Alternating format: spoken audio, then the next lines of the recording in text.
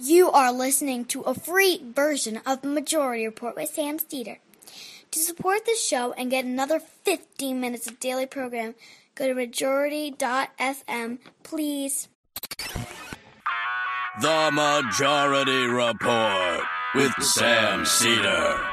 It is Monday, November 19th, 2018. My name is Sam Seder. This is the 5-time award-winning Majority Report.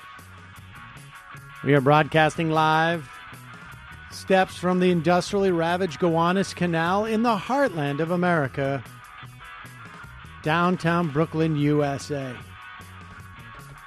On the program today, Michael D'Antonio, journalist and author of The Shadow President, The Truth About Mike Pence. Also on the program today, midterms nearly resolved. Senate and governor in Florida called for the Republicans as the Democrats destroy the Republican Party in California. Just gone. Meanwhile, in California, as the wildfires still rage, 80 now dead, hundreds still missing, Trump puts his grievance and ignorance in the forefront. And as the CIA fingers Mohammed bin Salman in the Khasshogi killing, Trump sticks his fingers in his ears. Nancy Pelosi under fire, looking at a potential leadership challenge, and her proposal to change a House rule is perhaps one of the best reasons to challenge her, but from the left. McConnell kills the so-called bipartisan criminal justice reform bill. That was fun while it lasted. And Ohio stunning gerrymandered state house to bring the worst conservatives have to offer. Meanwhile, Julian Assange may be close to prosecution in the United States. And only because I'm so old, I remember coverage of the Obamas.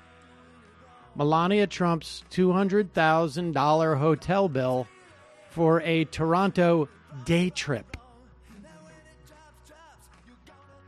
All this and more on today's Majority Report. Ladies and gentlemen, that Melania Trump story. I mean, well, what's the exchange rate? That's a good point.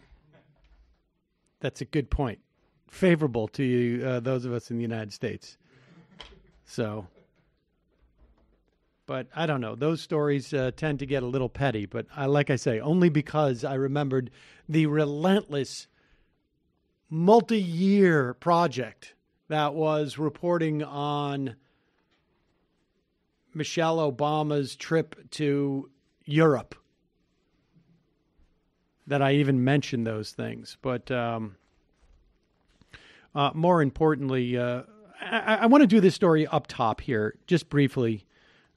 We had mentioned it, but as I read it, it was also flagged for us by a listener who sent us an email. You've seen the story. The email puts it into a slightly different, a different context. This is from listener Mike, who apparently worked in Congress at the Congressional Research Service. And so he would, from time to time, provide incoming House and Senate fresh people, just a how-to work your way around the Congress from a bureaucratic standpoint. And so he flagged this, and this story is out there.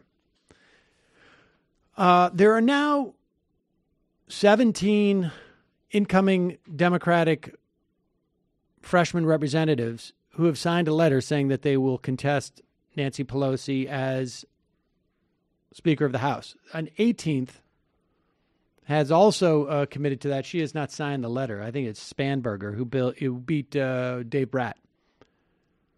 I haven't looked at the entire list of the 17, but the vast majority of them are to the right of Nancy Pelosi. All right. So with that said, and I think that's a problem. I don't want a Speaker of the House who is to the right of Nancy Pelosi.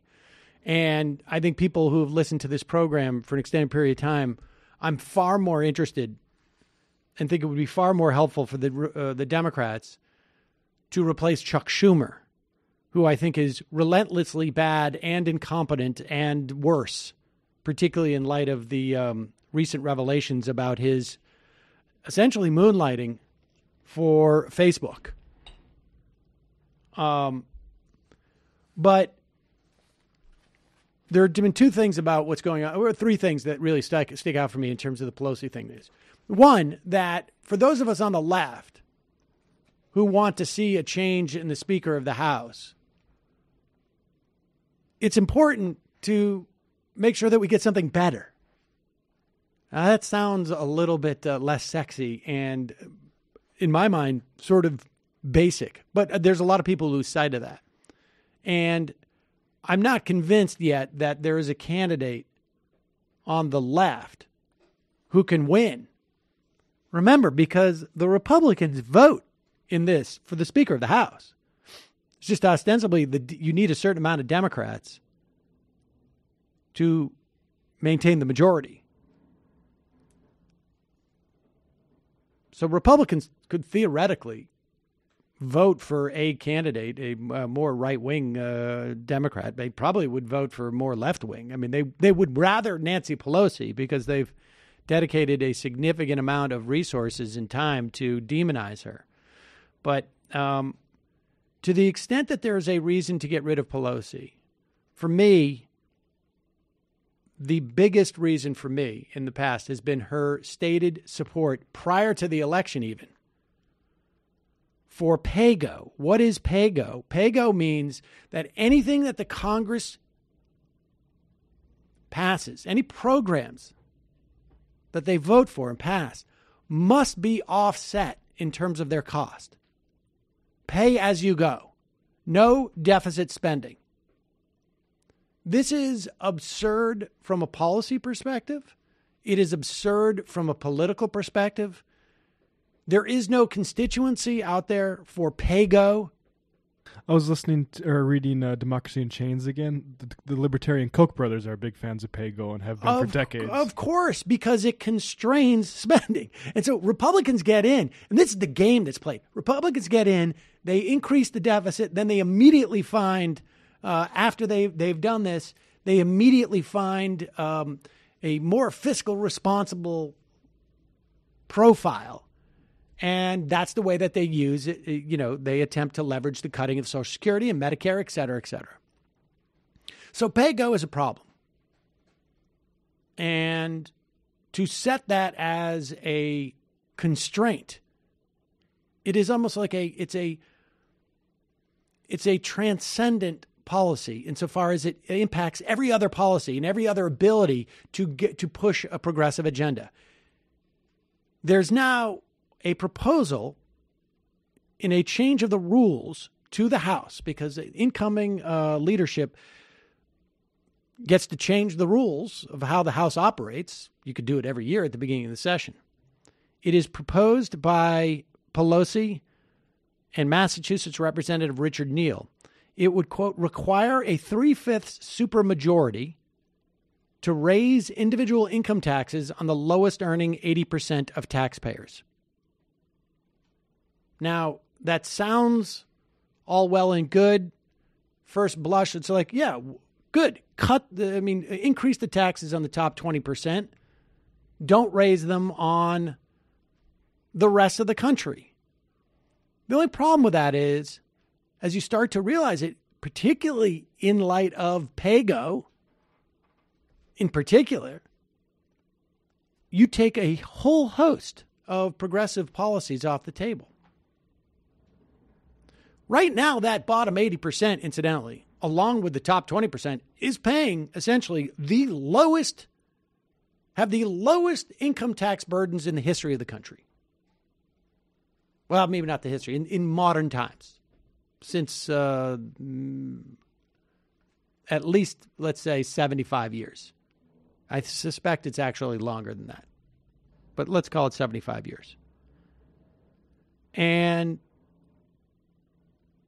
what it basically does is it says it takes off the table all of these progressive initiatives and prevents Democratic representatives from having to make a so-called tough vote to raise taxes on people in the middle class and theoretically living in poverty. It just puts unnecessary constraints that are really there just to protect people from taking votes that are meaningful.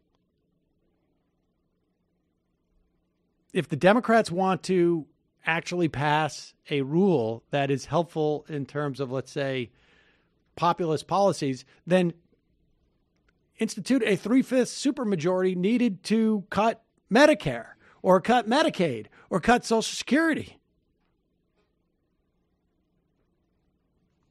And now this, again, wouldn't be a problem if Nancy Pelosi hadn't been so adamant about pay-go. If the Democrats came in and said, like, we have no problem adding to the deficit, and let's punt this. If the Republicans are so concerned about fiscal responsibility, let them raise taxes on everybody when they eventually take the House. So this is really problematic. And, you know, this is a fight I don't know how much people outside of Congress can really influence. But good thing to tweet at freshman representatives that you're aware of this. And to tweet at representatives, don't handcuff yourselves. We are putting you there to vote on and to pass. And obviously without the Senate, none of these things are going to become law. But it's important that Congress puts their stamp on it now. We want you to pass progressive legislation, and anything that's going to stand in that way, do not vote for, like these new proposed rules. Important to have some awareness of what, you know, the depth of these issues. The other stuff about that you hear from the left about Nancy Pelosi, largely I think is just misinformed. I'm in favor of new leadership in the House, but not at the cost of having someone more conservative there. Nevertheless, like I say, there are some reasons to find real problem with what Nancy Pelosi is doing. That proposed law, it strikes me, is a gift to the right. The best argument for the left agitating to unseat Nancy Pelosi is so that she feels she has to give stuff to the left rather than give stuff to the right. You need to balance out the pressure that's coming from the right. So, all right, let's look into just some of these videos of Donald Trump making an ass of himself in California. Before we do, 2018 has been a difficult year for human rights. But have you ever wondered how rights and abuses are documented around the world? You probably have. The sheer volume of global crisis we're seeing, from civilian casualties in Syria to ethnic cleansing in Myanmar to the caging of children on U.S. borders, it's critical that we expose the truth in order to defend the rights of all and bring those responsible to justice. Human Rights Watch does just that. They're an independent, nonprofit organization known for their accurate fact-finding, impartial reporting, and targeted advocacy. Often they do so in partnership with local activists and human rights groups. They accept no money from any government, but rely on the support of informed, dedicated people just like you. You've heard us reference Human Rights Watch on this program countless number of times over the years. So if human rights are important to you, visit hrw.org/majority. That's hrw.org/majority to make a donation and support its vital work around the world. When you do, not only is your gift tax deductible, it will be matched dollar for dollar until 2019. That means your donation will go twice as far to advance justice and defend the basic dignity of people who need it most. Again, that's hrw.org/majority. So Donald Trump out in California, Here he is with Gavin Newsom, the California governor-elect, I guess lieutenant governor as well, Jerry Brown. I'm not sure who the third person is in camera frame here, but it is Trump is. This is a stunning example of someone who resents California because that's where all the votes came to make him lose the general election tally. And California has the power on things like cafe standards and whatnot to push back on Donald Trump. And someone who knows nothing about what he's talking about but feels obligated to pretend that he does. This is a sick individual.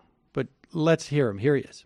And I know Gavin's committed. We're all committed. I'm committed to make sure that we get all of this cleaned out and protected. Got to take care of the floors. The floors of the forests. Very important. You look at other countries where they do it differently, and it's a whole different story. I was with the president of Finland, and he said, we have a much different, we're a forest nation. He called it a forest nation.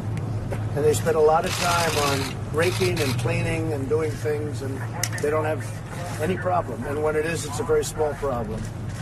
So I know everybody's looking at that, to that end, and it's going to work out. It's going to work out well. Yeah, all the adults surrounding him are thinking, this guy's a complete, total moron. For one reason, he's a total moron, is this. This is the average climate of May to October in Finland and California. The red signifying California, the blue, Finland. The numbers on the left, is that the y-axis, is the average precipitation totals between May and October in inches of rain. Might have something to do with how they rake the floors. Yes. You will notice that the precipitation in Finland versus California is almost 7 times greater. And the raking is about 7 times greater as well. Right. It makes the raking easier. That's the whole point. Because things are looser and you don't, in raking water, there's no... Maybe if you raked more in California, you'd get more rain. I would also add that the, is it the Prime Minister of Finland? Has no recollection of that conversation. The president. Reportedly, according to the AP, isn't sure where the U.S. President Donald Trump got the idea that raking is part of his country's routine for managing its substantial forests. The Finnish president said in an interview published Sunday that he spoke briefly with Trump about forest management on November 11th when they were both in Paris for Armistice Day's events. He said the conversation focused on California wildfires and the surveillance system Finland uses to monitor forests for fires. He remembered telling Trump we take care of our forests, but couldn't recall raking coming up. What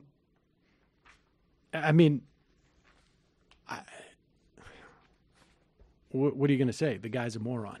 All right, we have more of Donald Trump being a moron in a bit, but first we're going to take a break, talk to Michael D'Antonio, the co-author with Peter Eisner of The Shadow President, The Truth About Mike Pence. Good time to check in and just remind ourselves what a Mike Pence presidency might look like. We're going to take a quick break. We'll be right back after this.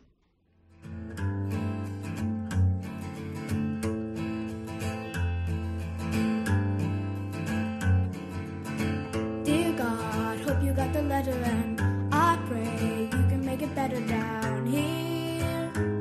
I don't mean a big reduction in the price of beer, but all the people that you made in your image, see them starving on their feet, 'cause they don't get enough to eat from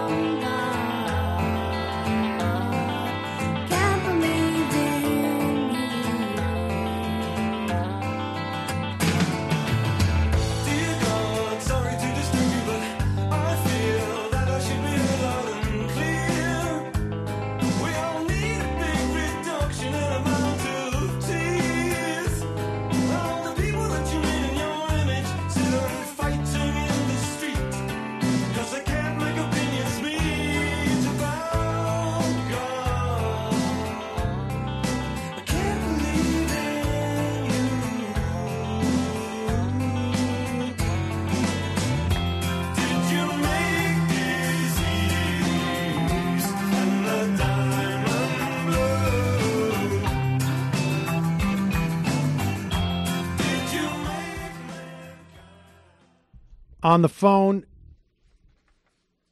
Oh, I'm sorry. We're back. Sam Seder on the Majority Report on the phone. It is a pleasure to welcome to the program journalist, CNN contributor, author, Michael D'Antonio, author of the latest with Peter Eisner, The Shadow President, The Truth About Mike Pence. Michael, welcome to the program. Thank you, Sam. Great to be with you. Now, Michael, we met at Politicon this year on a panel about Mike Pence, and sort of more broadly, I guess, does the left want Mike Pence, or does somebody want Mike Pence to fill in for Donald Trump? And I was, I thought I knew about Mike Pence. I knew a little bit about Mike Pence, but you know a lot more. And you said something to me, and I want to start here, and then we'll work our way back and forward in Mike Pence's life. But you said something at the time that I found really disturbing, that upon being inaugurated, Mike Pence had become the most powerful Christian, I think you called him maybe a Reconstructionist, in the history of the United States. Did I get that right? Or and if so, correct it. But tell us more about that. Well, the actual term I used was supremacist. Which is an even more disturbing concern. Sure, Reconstructionists imagine creating God's dominion on earth and believe that all that they do should be around evangelizing for Christ. But for a supremacist, it also has to do with taking over the government, installing what they believe are biblical values, kind of layering them on top of the Constitution. So in Mike's case, when he was starting out in politics, he would speak to crowds and talk lovingly of America's heritage when there were state churches. Well, in fact, there never were state churches, but there were colonial churches, and one of the main impetuses for the revolution was to get rid of state-sponsored religion. Mike thinks that's a really good idea, just as he thinks it's a really good idea to roll back marriage equality, to roll back reproductive rights. I think he would even like to see most forms of contraception outlawed as they were prior to the 1970s. Wow. All right. Well, so Michael, all right. So we have a Christian supremacist who is now, I mean, is he all right. So having established his bona fides as a Christian supremacist, and people understanding what that means, right? I mean, a would-be theocrat in many respects. Is he the most powerful? I mean, I guess vice president, right? You're up there. Yeah, he's up there. And the thing is that there's not been someone so overtly committed to this religious idea of government ever before at this level in our politics. So certainly there have been Christian conservatives. John Ashcroft, as a senator and attorney general, was quite devoted to many of these ideas.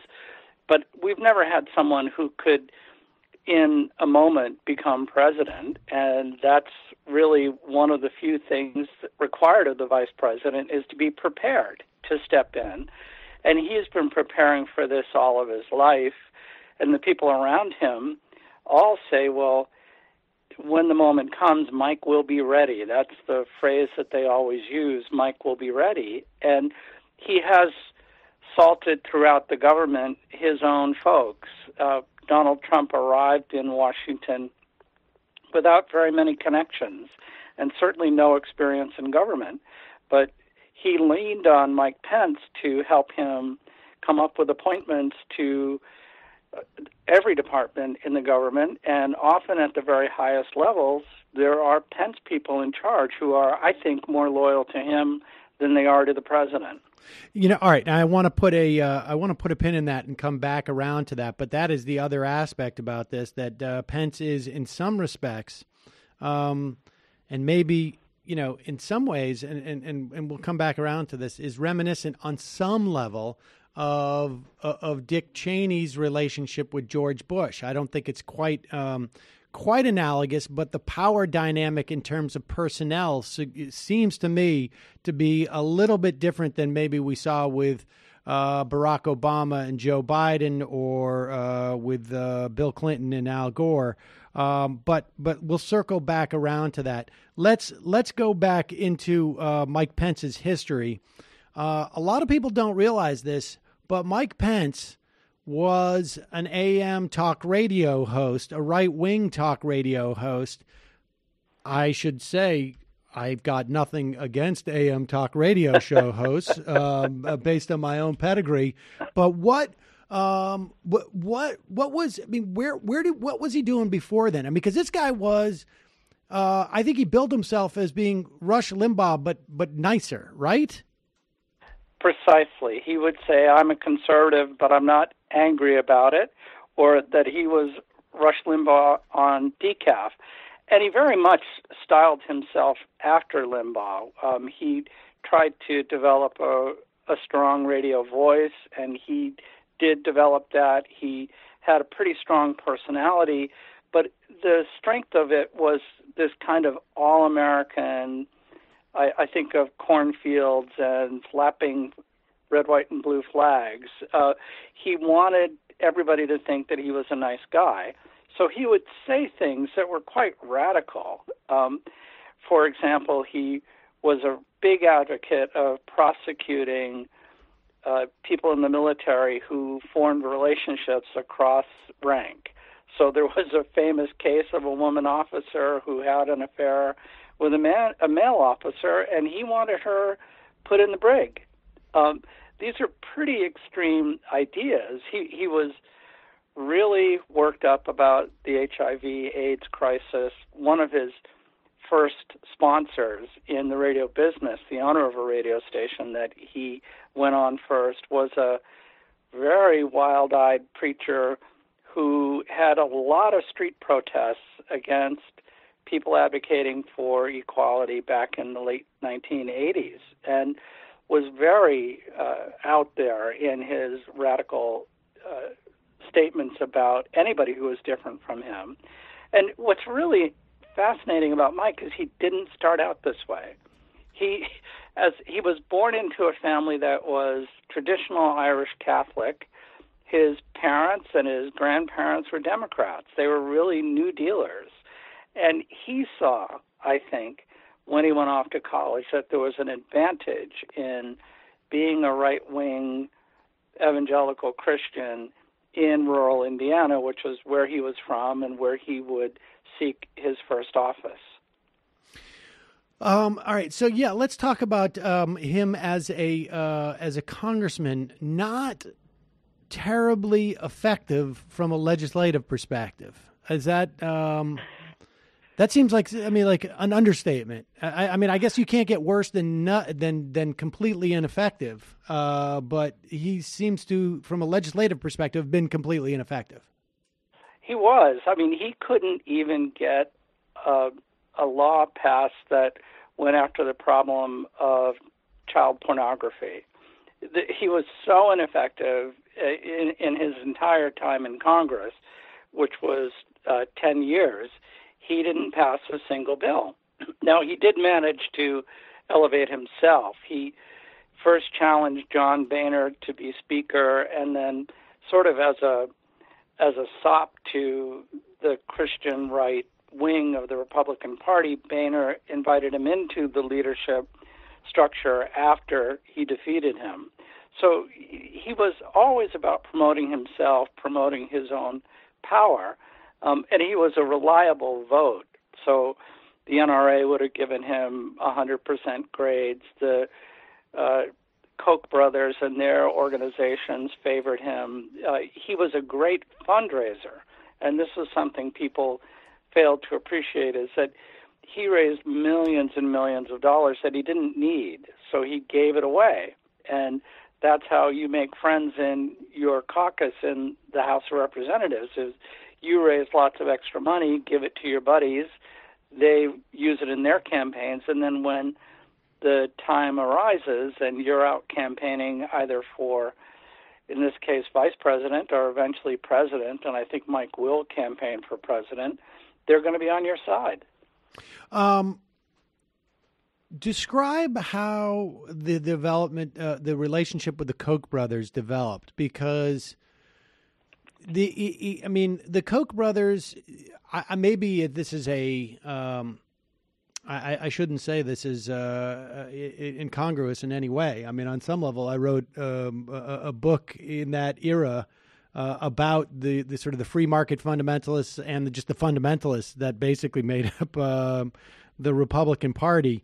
But he brings them together in some way, Mike Pence does, in his relationship with the Koch brothers. I mean, he is really very much a Koch-funded politician, more than most, and particularly at that time, right? Right. So this was the old Americans for Prosperity days, when they were one of the very first independent political action committees. They went around the country in 1999 looking for candidates who said the right things, had the right appearance. You know, they wanted good-looking people who stood for a really ferociously independent capitalism, would oppose environmental regulations, do everything that the Koch brothers wanted, and have the chance of getting elected. So among the first two were Jeff Flake and Mike Pence, both of whom succeeded. And they had a similar style. They were kind of blandly good-looking guys who offended almost no one on the stump. But if you listened carefully, what they were saying was pretty extreme. And they were reliable votes in that pro-business, anti-regulation arena throughout their careers. One of the strangest things that Mike did in this period was he had a column that ran in local papers, and he wrote a column saying that there was absolutely no evidence that there were health effects from smoking. So this was in 1999. So by then, there were only about 300 papers that had established a firm connection between smoking and cancer. The number of deaths related to smoking were well established.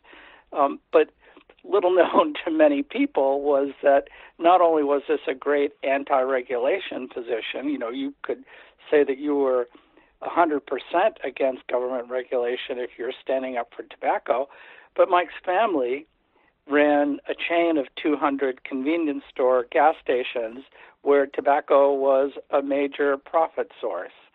So he's at one point standing up for the Koch brothers, but he's also standing up for his family's business and all the money that they were making on cigars and cigarettes and chewing tobacco every single day. Well, Michael, I'm sure you're aware that charity starts at home.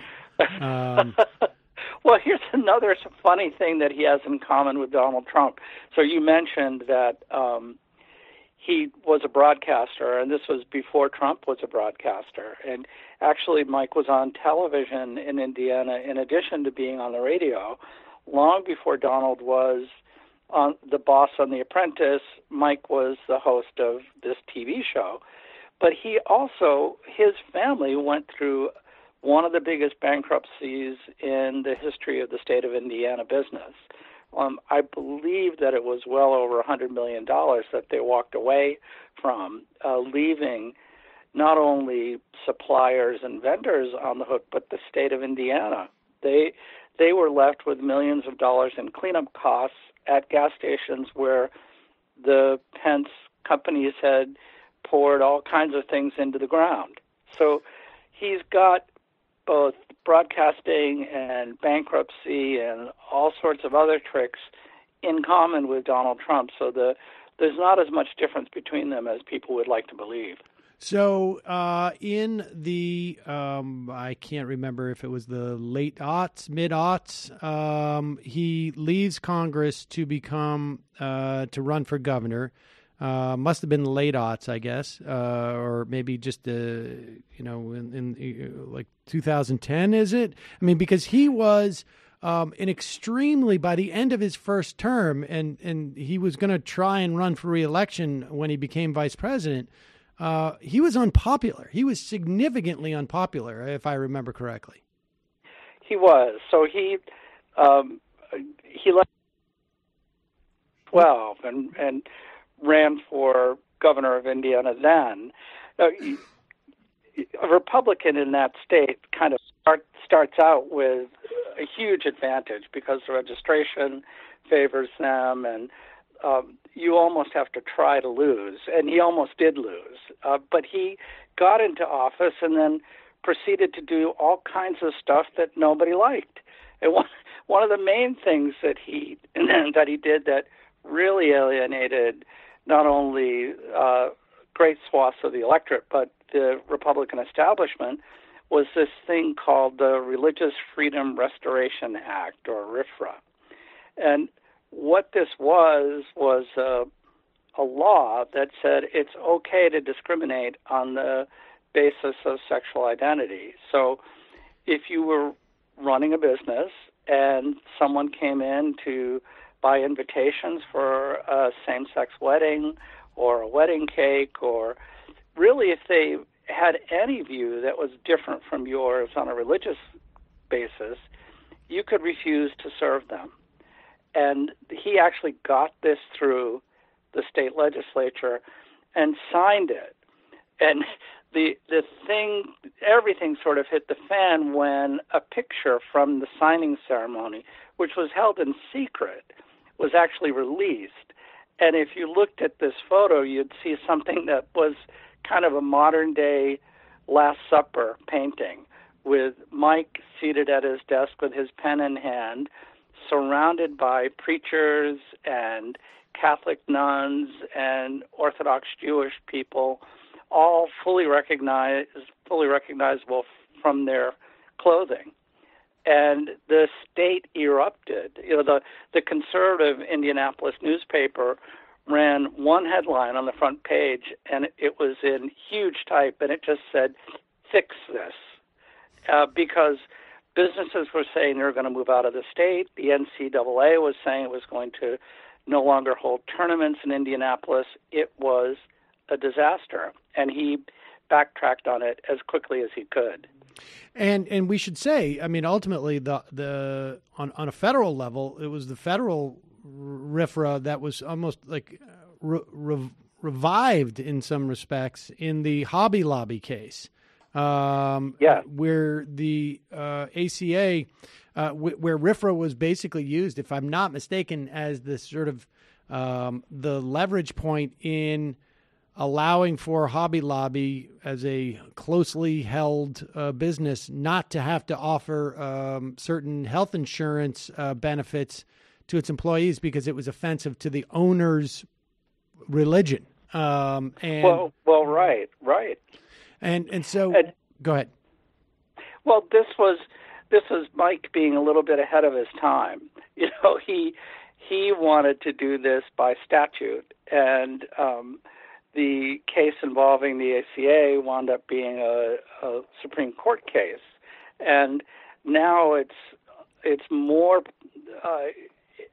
There's more leverage for businesses that want to withhold either insurance coverage for contraception, or if you don't want to bake a wedding cake, they have some standing to do so on religious grounds. But the law Mike pushed through in Indiana was much broader than that, and would essentially allowed anybody to refuse service to almost anyone else and claim that it was a religious cause. There seems to be a series of instances like this where he overreaches and then has to walk it back, essentially. I specifically, I'm thinking about a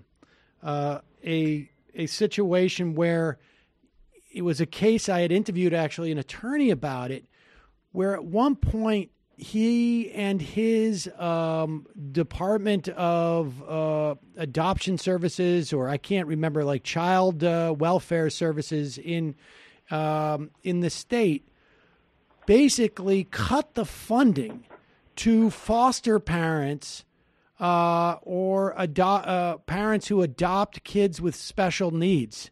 There was no federal funding, and the state cut the subsidies in like 2009, I think it was.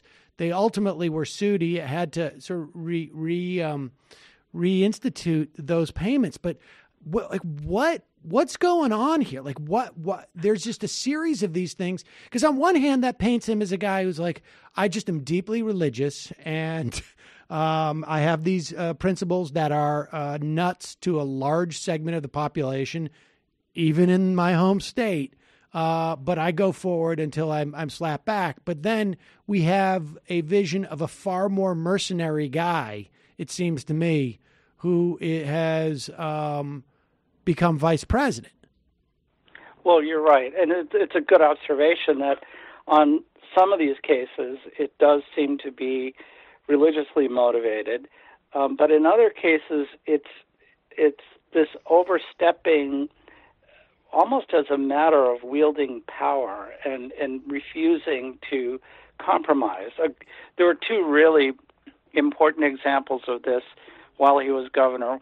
One was a case in northwestern Indiana, which is up toward Chicago and tends to be Democratic, where there was a crisis similar to the Flint water crisis. It was primarily an African-American community where a industry had polluted the ground and the water so terribly that people were getting sick, and a huge housing project had to be shut down.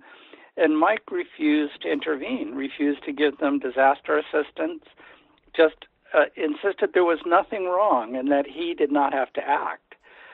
There was another infamous case of a wrongful conviction and incarceration of a man for murder who all the evidence indicated he hadn't done it, and it was proven that he hadn't done it, and he was released, and he wanted his record wiped clean so that he would not have the conviction show up anywhere in his record. And Mike just flatly refused to do it, really for no good reason. And as soon as he was out of office, his lieutenant governor became governor and reversed him on both of those issues. So, and he was a good, regular Republican governor of the state of Indiana, and he saw no reason to hold on to these policies when clearly the people in East Chicago, which was the community that was affected by the pollution, needed to have that redressed, and the man who had been incarcerated had become a cause célèbre for the entire state.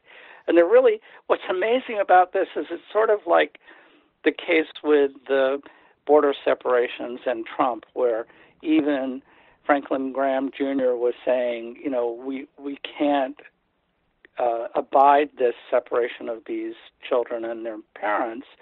And Trump said, I'm still going to go forward with it. In Indiana, there were evangelical leaders who were telling Mike to change his position, and he just wouldn't.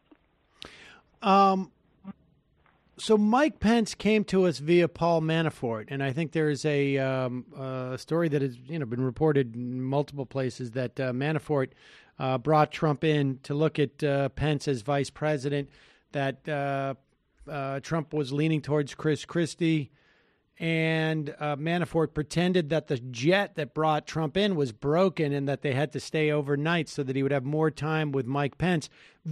I can understand the theory, right? Like Mike Pence, the theory was Mike Pence is going to deliver the evangelical vote, that the Trump essentially hiring Mike Pence as vice president was the metaphor. Like I'm bringing you folks into the tent. I will do your bidding, and therefore it's worth it for you to come out and vote for me, if only because of what I'll do with the Supreme Court, but more. I mean, is that basically the dynamic that was going on there?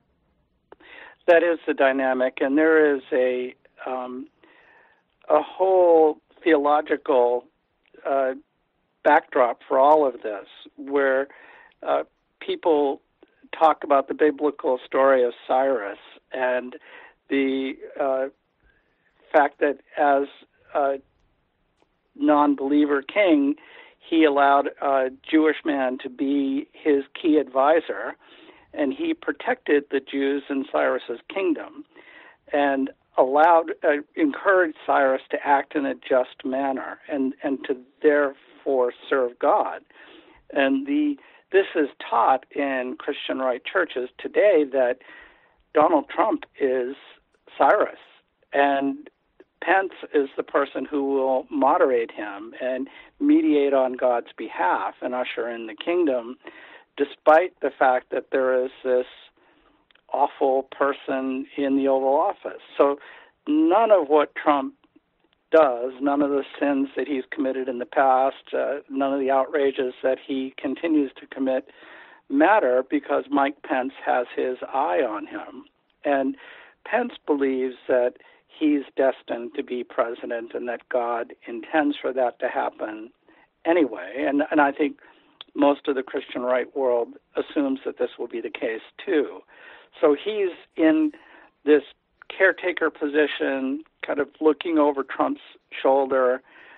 His obsequiousness, the fact that he's the sycophant in chief, is all part of the game. It doesn't matter how much he degrades himself, how much he grovels in front of Trump's awfulness.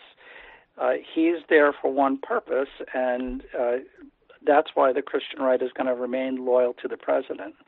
There's a little bit of that, like lying for the Lord quality to that. Absolutely, that's a concept that is very current in the conservative Christian movement, and popes have subscribed to this as well, that any amount of deception for the right purpose is somehow permissible. So the ends justify the means, even among the pious. Let's, because I want to get to just like how much of an actionable plan do you think Mike Pence has to assume the presidency? I want to get to that in a second. But before we do, let's talk about the personnel in the White House, because I look at like this guy, Matt Whitaker, who has been who went from chief of staff for Jeff Sessions to now the acting attorney general. And this guy, when his whole sort of biblical reference for the law and a litmus test for judges need to be Christian, and the story that Whitaker came not from Jeff Sessions, but from outside of Jeff Sessions and was more or less installed there and became Donald Trump's eyes and ears, it occurred to me that he sounds like maybe he came from Mike Pence, because it doesn't sound like this guy came from anywhere else. I mean, do you have a sense of that? Like, how many people in the White House now are Pence people that we're not really clear about? Well, there are people in the White House, most notably this fellow Nick Ayers, who is right now Mike Pence's chief of staff, but is in the running to replace Kelly as the president's chief of staff. But more important where Pence is concerned are the people who are cabinet secretaries. Someone like Ben Carson is more a Pence loyalist than a Trump loyalist. The people at Department of Agriculture, HHS, Alex Azar, was Pence's guy in Indiana for Health and Human Services. You can go down a long list of people, not only in the administration, but people who have been named to be federal judges, whose pathway to these appointments is through the vice president's office. In fact, a lot of the judges have been vetted not in the West Wing, but by the vice president's office. So there's this very much a kind of shadow administration that serves Donald Trump. And, the other thing to consider is that Trump's not much interested in this stuff. He's He's not a guy who cares much about Right. policy. He, when he says that he doesn't know who Matt Whitaker was, well, that's a lie. It just chalk that up to one of the half a dozen lies a day that he commits. But I'm sure he doesn't really care who Matt Whitaker was in the past, only that he saw him on Fox TV trying out for the role by saying that Mueller's off the reservation and needs to be reined in, and that the investigation is based on nothing and is a fraud. So he made it clear to the president where he stood. As a guy from Iowa, I think Whitaker would have been on Pence's radar.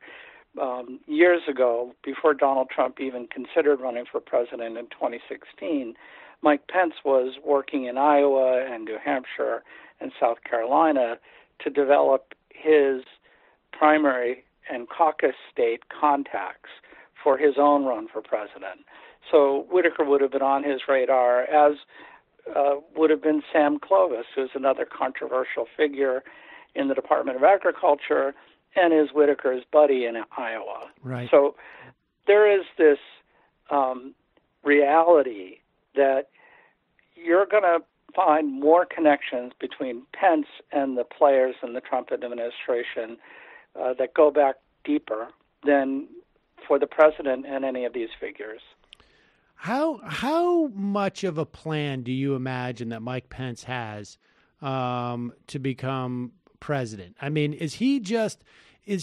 or let me delineate it this way. Obviously, he is contemplating the idea of running as a sitting vice president, maybe in 2024, right? Does he have a plan? And I imagine he's, ready if the Lord decides that Donald Trump needs to go in some fashion.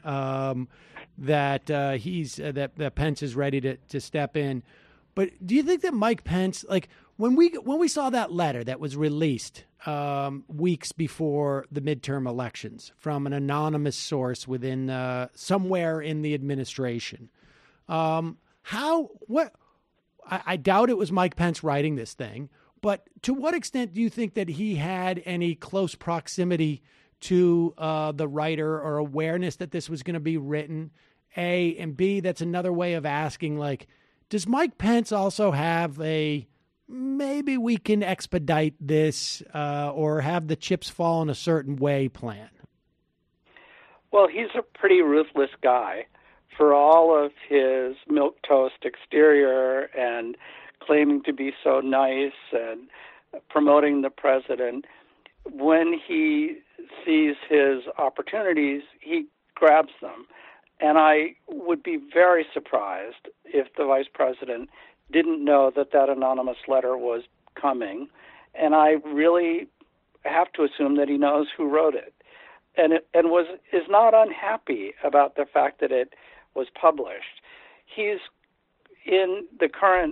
currently in Asia and the Pacific, representing the president at various meetings, and he's made it clear there that he disagrees with Trump when it comes to the press as the enemy of the people. He has cultivated some space between himself and the president, and a niche that suggests that he's a little bit more normal and that he's an alternative to Trump, maybe even a transition figure back toward politics as it regularly was before this great disruption. So I think he's constantly positioning himself. He created his own super PAC in May of 2017, 5 months into the vice presidency. No one ever did that before. He's raised huge sums of money.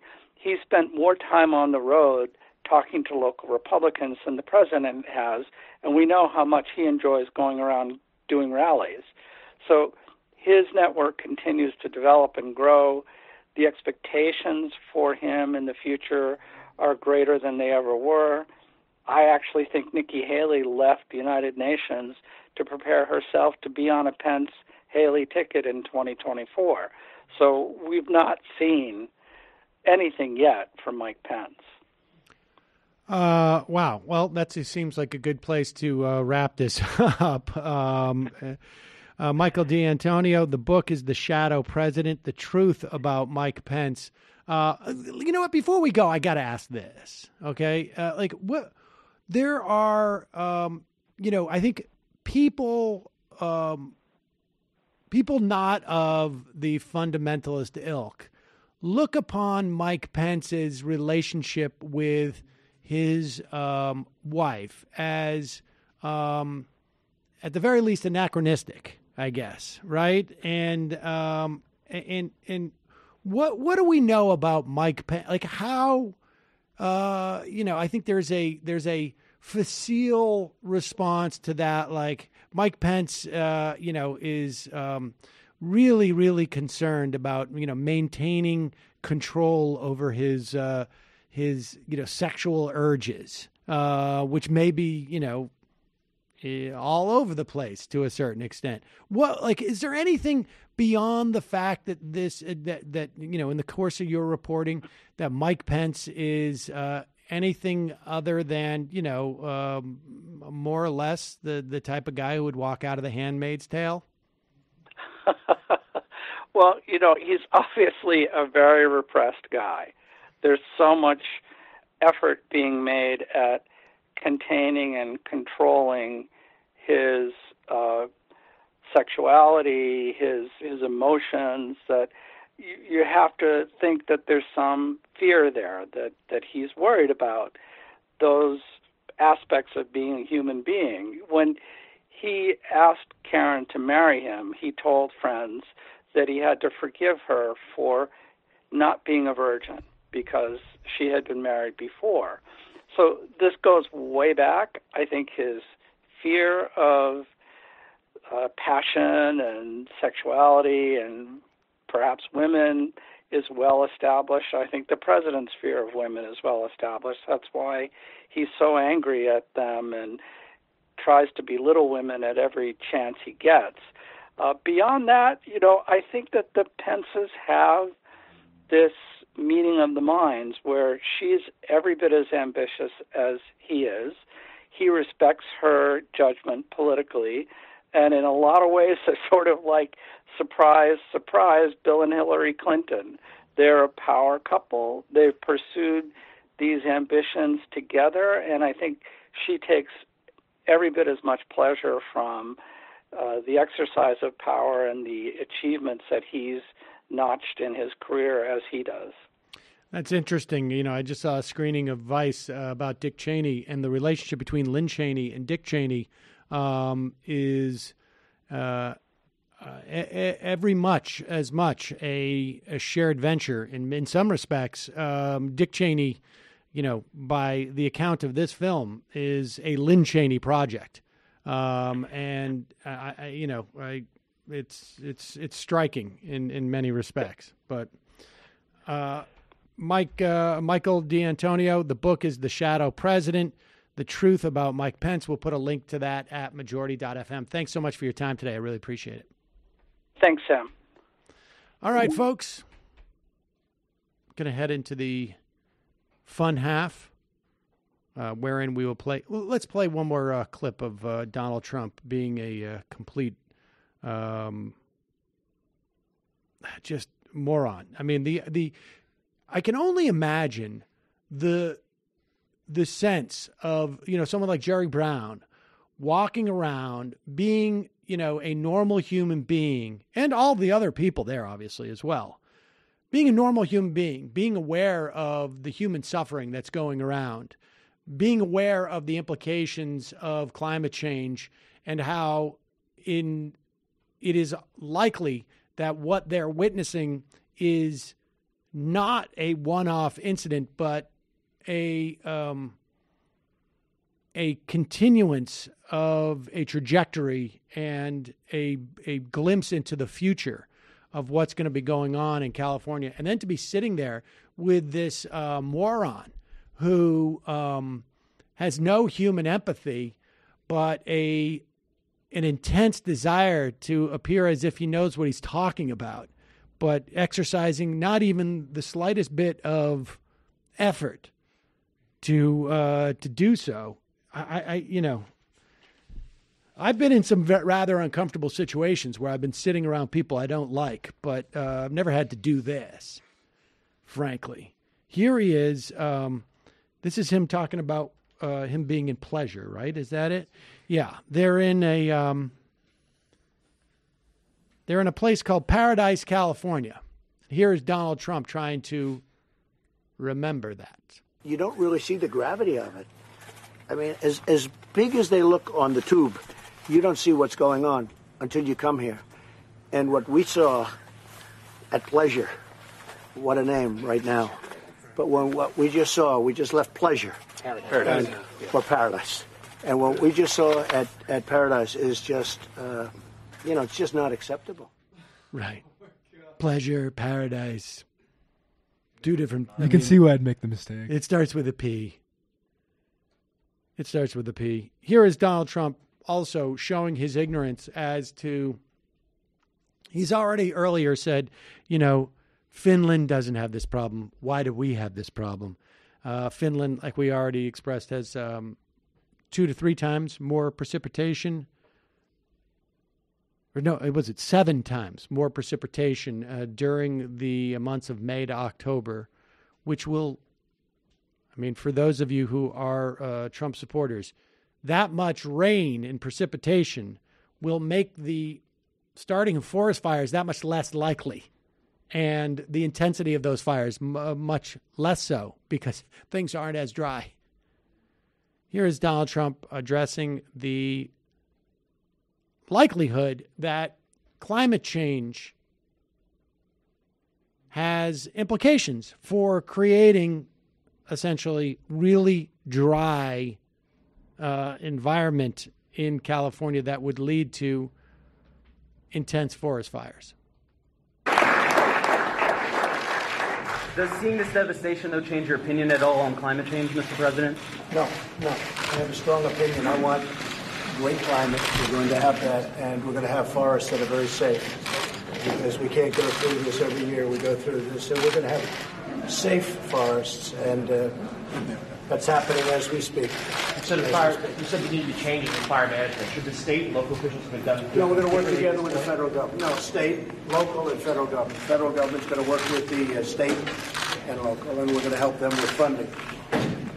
And it's going to take a lot of funding, I will tell you. Should they have done things differently before this point?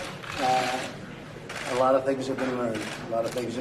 And they've been working very hard, and I think you're going to see something very spectacular over the next number of years. This guy has one macro for all these things. We're going to have great climate. It's already, the climate's getting better.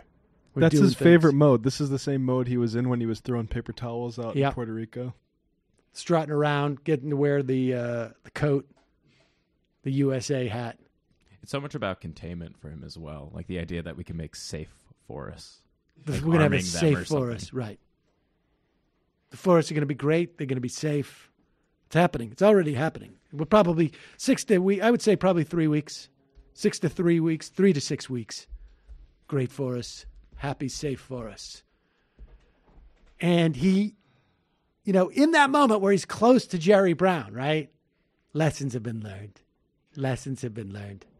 Nobody knew about fires until I became president. It's a constant balancing act between saying what he knows he should be obligated to say, and also covering his own tracks. Yep. All right, folks, just a reminder, this program relies on its members for its very existence. You can become a member by going to jointhemajority.report.com. By becoming a member of the program, you are supporting this show. You are making it possible for us to have interviews. We had a lot of great response from the interviews we had last week. That was one of my favorite weeks, I have to say. Yochai Benkler on what the media has been up to, and John Sides on the implications of race in our country following Obama. and Marcy Wheeler. Covered all bases last week. Really great stuff. The best interviews. And we're going to have even better interviews. They're going to just get better. A lot of things were learned. A lot of things were learned, and we're going to have a lot better ones in like 3 to 6 weeks. Everyone knows that, and it almost wouldn't even have to be said. That's right. But you can support this program by going to jointhemajorityreport.com. And as a way of saying thank you, we give you extra content every day. So if there is one of those rare times where you find the interview too dry, too weedy, I know I have a tendency to do that. People have told me that, sometimes repeatedly, over and over. Some people have told me that. But that's just the way that we do it here.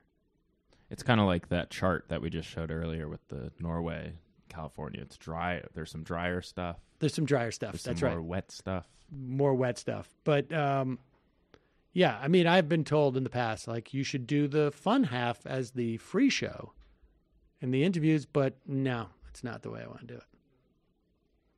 So you can support the show by going to jointhemajorityreport.com. Also, you can see us live. We're still debating about guests. January 13th in Brooklyn, New York. We will be at the Bell House. We have a link on the majority.fm and in the podcast, and we'll put it down below in the YouTube as well. Part of the Brooklyn Pod Fest. Tickets are only $15. It is 18 and over. So if you're a young person, come to the show. And we may have guests, we may not. Not sure. But does it matter? Does it really matter? Also, justcoffee.coop, fair trade coffee, tea, or chocolate. Use the coupon code, get 10% off with the coupon code majority. TMBS put out 2 shows this week or last week, so go catch up on that. You can get it as a podcast on where all your podcasts are delivered, or you can go to the YouTube channel, youtube.com/Sam Seder. Watch the full show. Clips on the TMBS channel, and obviously head over to Patreon too if you want to support that program. The Antifada. They had a giant episode. That was the guy who'd gone undercover on the alt-right, right? I don't even know if that's the most recent one. Oh, well, Patreon.com/the Antifada. Literary Hangover. Yeah, another episode on Catherine Maria Sedgwick. We look into there's a common thing in colonial times where colonialists would go into Native American tribes and they would stay there, and it wouldn't so much happen the other way around because apparently the lifestyle was just better or something like that. You have to infer. Catherine Maria Sedgwick had an ancestor who was captured by Native Americans and then married into it and stayed a Native American. She preferred it. So we talk a little bit about that and about the rest of the story.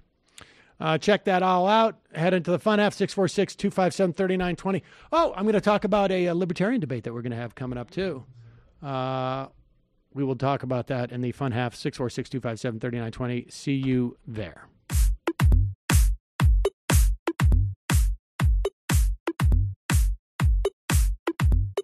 Jamie and I may have a disagreement. Yeah, you can't just say whatever you want about people just because you're rich. I have an absolute right to mock them on YouTube. He's up there buggy whipping like he's the boss. I am not your employer. You know, I'm tired of the negativity. I'm sorry, I didn't mean to upset you. You're nervous?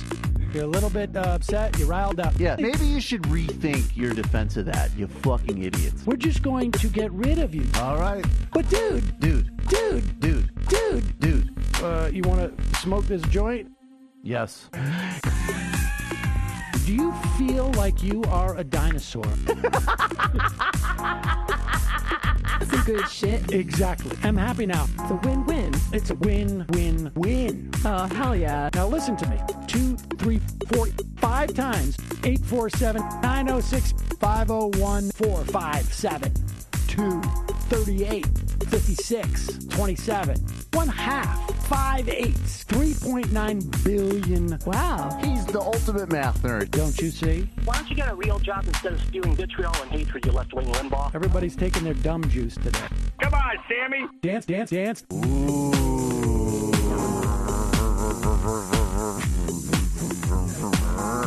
Rand Paul. I had my first post-coital scene with a woman. I'm hoping to add more moves to my repertoire. All I have is the dip and the swirl. Fine, we can double dip. Yes, this is a perfect moment. No. Wait, what? You make under $1 million a year. You're scum. You're nothing. Excuse me? Fuck you, you fucking liberal elite. I think you belong in jail. Thank you for saying that, Sam. You're a horrible, despicable person. All right, gonna take a quick break. I want to take a moment to talk to some of the libertarians out there. Take whatever vehicle you want to drive to the library. What you're talking about is jibber jabber. Classic. I'm feeling more chill already. Good. Donald Trump can kiss all of our asses. Hey, Sam. Hey, Andy. You guys ready to do some evil? Hitler was such an idiot. That guy might be a Nazi. Agree. No. Death to America. You. Yes. Wow. Wow, that's weird. No way! Unbelievable. This guy's got a really good hook. Throw our hands up. Ooh. Wow. But Sam, I gotta get off. No worries. Let's. I want to just flesh this out a little bit. I mean, look, it's a free speech issue. If you don't like me... Hey, shut up! Thank you for calling into the Majority Report. Sam will be with you shortly.